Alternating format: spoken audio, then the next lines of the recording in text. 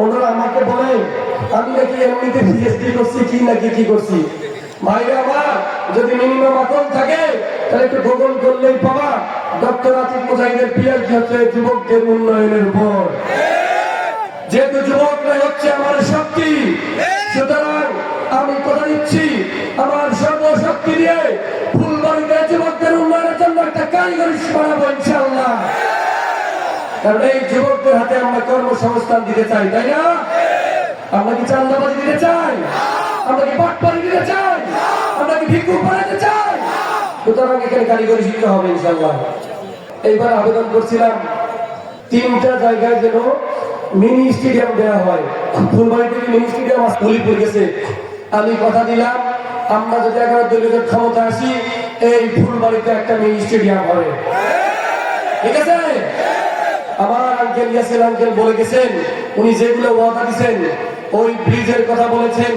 বাংপুর ঘাট ব্রিজ নিয়ে আমি উপদেষ্টাদের সাথে 2বার সাক্ষাৎ করেছি। আমি আবার কথা দিলাম আমি যদি সুযোগ পাই এই বাংপুর ঘাটের ব্রিজ বানিয়ে ছাড়বো। কিন্তু ইসলামিক ফাউন্ডেশনের পক্ষ থেকে একটা করে ইসলামিক মিশন হসপিটাল বানানো যায়, আমি সেই হসপিটালটা অনুমোদন নিয়েছি অলরেডি। এটা ফুলবাসী পরিবার বাড়িবাসীকে উপহার হিসেবে ইনশাআল্লাহ কাজ হবে। শুধু জায়গা দেন আপনারা, 35 শয্যা বিশিষ্ট হসপিটাল হবে। আমাদের হিন্দু ভাইদের নিয়ে আরো উল্টাপাল্টা কথা বলা হয়। ভাইরা আমার, 5ই আগস্টের পরে আপনাদের মন্দির পাহারা দিছে কারা? আমরাই পাহারা দিছি, ঠিক কিনা? আমরা কথা দিচ্ছি 11 দলীয় জোট ক্ষমতা আসলে কোন মন্দিরে কেউ টোকা দিতে পারবে না। এই মন্দিরের নিরাপত্তা নিশ্চিত করা হবে। এমপি কে পাওয়া যায় না, বিলবোর্ড যেভাবে টাঙানো হয়েছে আতিক মুজাহিদ এমপি হলে এই 2টা নাম্বার বিলবোর্ডে টাঙিয়ে দিয়ে বলবো সকাল 8টা থেকে 10টা পর্যন্ত এমপির সাথে সরাসরি কথা বলা হবে।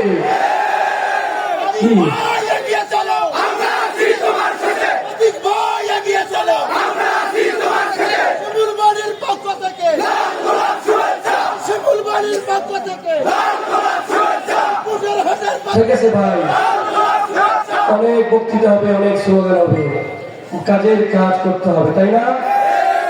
আমরা 53 বছর বক্তব্য শুনেছি, আগামী 12ই ফেব্রুয়ারির পর শুধু কাজ হবে। আপনারা কাজ করতে রাজি আছেন?